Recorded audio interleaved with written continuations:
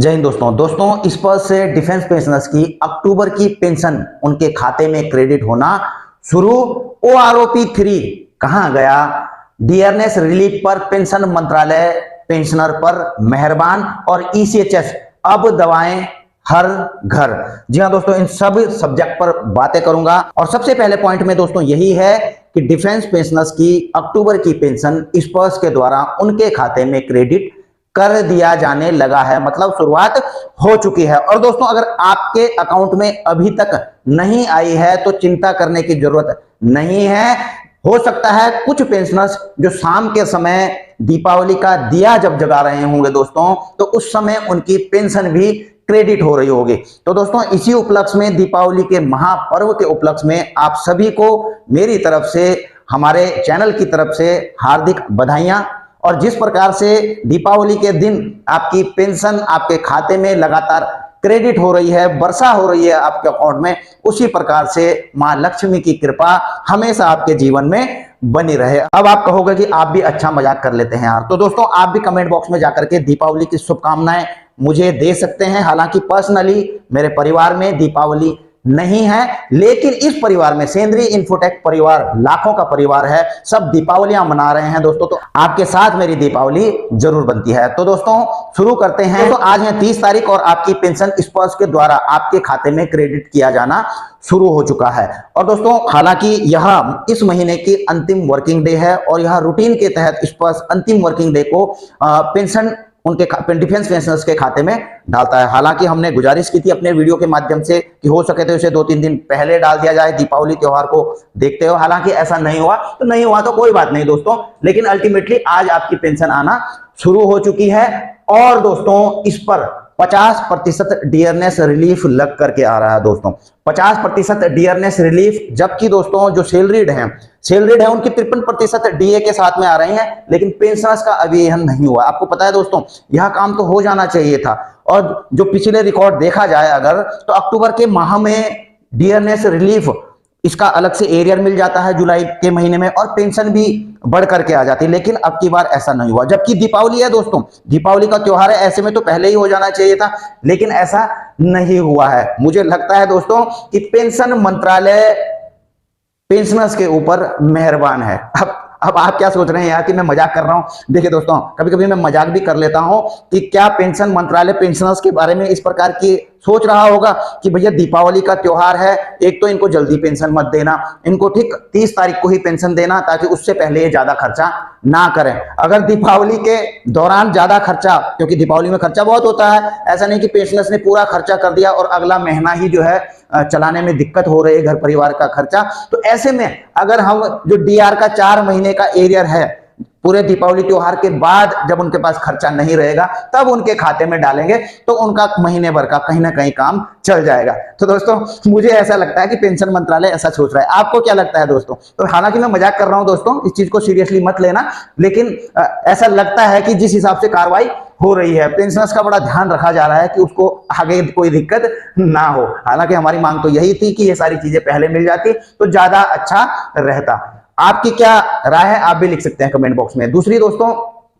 हालांकि डीआर के बारे में एक और चीज बता दूं दोस्तों कि अभी तक आपको पता होना चाहिए 16 या 17 तारीख को कैबिनेट में अप्रूवल मिला था, ठीक है ना। उसके बाद 21 तारीख को वित्त मंत्रालय ने जो डिपार्टमेंट ऑफ एक्सपेंडिचर है, तो सैलरीड के लिए यह जो है ऑफिस मेमोरेंडम निकाल दिया था, तो उनकी सैलरी में तो आ जाएगा। लेकिन 21 तारीख के बाद आज इतने दिन हो चुके हैं, सभी इंतजार कर रहे थे। आज मिनिस्ट्री ऑफ डिफेंस, ये पेंशन मंत्रालय का आज ऑर्डर आएगा, ऑफिस मेमोरेंडम कल आएगा, ठीक है ना। इवन की जो है जो पेंशन डिसबर्सिंग एजेंसीज हैं, चाहे वो बैंक हैं, चाहे स्पर्श, पीसीडी है, सभी उनकी तरफ नजर गड़ाए थे कि हाँ, कि जैसे आदेश आता है तो हम तुरंत भुगतान करें। लेकिन जब पेंशन मंत्रालय ने ही अभी तक कोई आदेश नहीं दिया है, तो फिर कहां से पेंशन डिसबर्सिंग एजेंसी भी आपका भुगतान करेंगे? तो कुल मिलाकर के जैसे मैंने बताया, कहीं कहीं पेंशनर्स के बारे में पेंशन मंत्रालय कुछ ज्यादा ही तो नहीं सोच रहा है। चलो अगली बात करेंगे दोस्तों।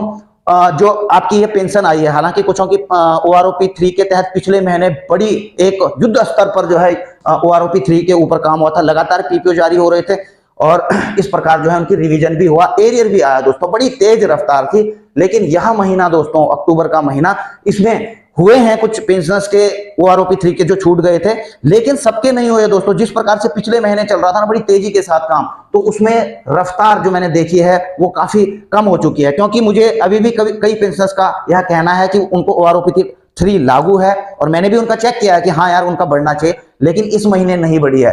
तो अगर जो है स्पर्श PCDA उस रफ्तार से काम करता जिस रफ्तार से सितंबर के महीने की थी, तो इस महीने भी तकरीबन सभी का पूरा हो जाना था। लेकिन इस महीने इस रफ्तार से काम नहीं चल रहा है, क्योंकि इस महीने तो चुनाव है नहीं, है ना। तो अगर चुनाव को देखकर ही ये काम किया था तो सरकार ने कुछ ना मिलेगा उसके बाद काम होगा, ये तो बात गलत है ना। कि भाई कुछ चीज चल रही है, सरकार ने बोला अभी करना है तब करेंगे, सरकार चुप हो गई तो डिपार्टमेंट भी चुप हो गया। ये बात बिल्कुल गलत है। अगर डिपार्टमेंट ने पिछले महीने उस रफ्तार से काम किया था तो इसी रफ्तार से इस महीने भी काम किया जाना चाहिए था, और सभी को ऐसा जिनको नहीं मिला है OROP 3 का लाभ उनको मिल जाना चाहिए था। और इवन की दोस्तों OROP 2 के बारे में भी बताऊं, OROP 2 में भी जो मैंने चेक किए हैं, कईयों ने भेजे हैं मुझे, तो OROP 2 के तहत भी कईयों के रिवीजन नहीं हो पाया, किसी का एरियर नहीं मिल पाया, किसी का रिवीजन हो गया एरियर नहीं मिला, और किसी का तो रिवीजन ही नहीं हुआ है। OROP 3 का रिवीजन हो गया उनका, लेकिन OROP 2 का रिवीजन नहीं हो। कई पेंशनर्स ऐसे हैं। और इसकी जानकारी मैं आपको बता दूं दोस्तों, कर्नल RK भारद्वाज इन्होंने भी लिखा है chief of the army staff को सभी, ठीक है ना। तो उसमें आप देख रहे हैं कि इन्होंने लिखा है कि तकरीबन 6.5 लाख यानी कि 25% ESM ऐसे हैं जिनको अभी तक OROP 2 का लाभ नहीं मिला है। अब बताइए, हालांकि मुझे तो नहीं लगता 25% होगा, कम ही होगा, लेकिन है जरूर, ऐसा नहीं है कि नहीं है। तो OROP 2 के बारे में भी लिखा गया है, OROP 3 के बारे में भी लिखा गया है, ठीक है ना। तो 25% की बात यहाँ पर OROP के बारे में की गई है। तो OROP 2 वाले भी बचे हैं, अभी 3 वाले भी कुछ बचे हुए हैं, ठीक है। अगली चीज ये लिखते हैं कि जो पेंशन डिपार्टमेंट है, अकाउंट डिपार्टमेंट है, इसमें एक तो PCDA को एड प्रोवाइड की जानी चाहिए, ठीक है ना, जो भी वहां पर उनको जरूरत है।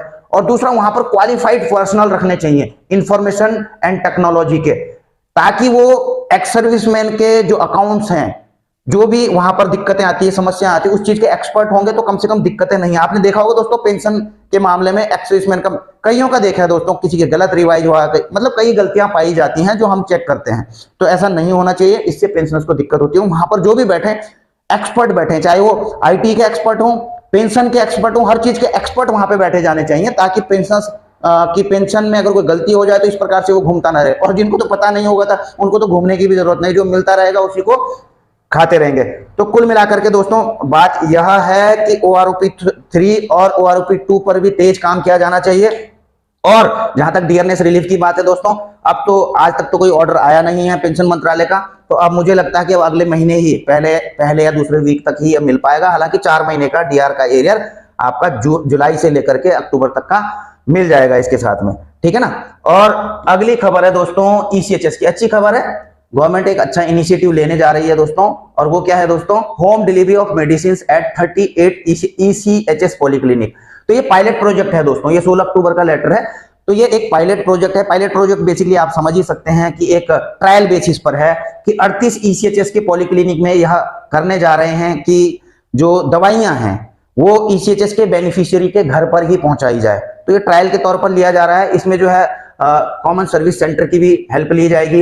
एक्स सर्विसमैन है, विलेज लेवल एंटरप्रेन्योर के लिए ये देखेंगे वहां पर कौन कौन एक्स सर्विसमैन, उनको आइडेंटिफाई किया जाएगा, उनको जॉब दिया जाएगा इस चीज के लिए, ठीक है ना, ताकि होम डिलीवरी की जा सके। तो ये वो अलग अलग शहर हैं 38, ठीक है ना, पॉलीक्लिनिक हैं अलग अलग, आप यहाँ पर देख रहे हैं ये 38 ये नाम दिए गए हैं।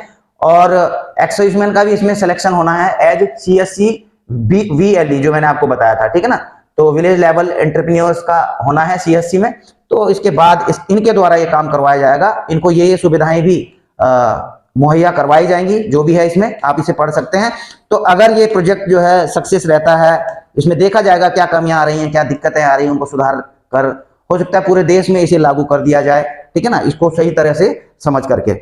बाकी दोस्तों आपकी पेंशन आई नहीं आई है ना, आप कमेंट बॉक्स में जाकर के लिख सकते हैं। और दीपावली की हार्दिक शुभकामनाएं आपको और आपके परिवार को वंस अगेन।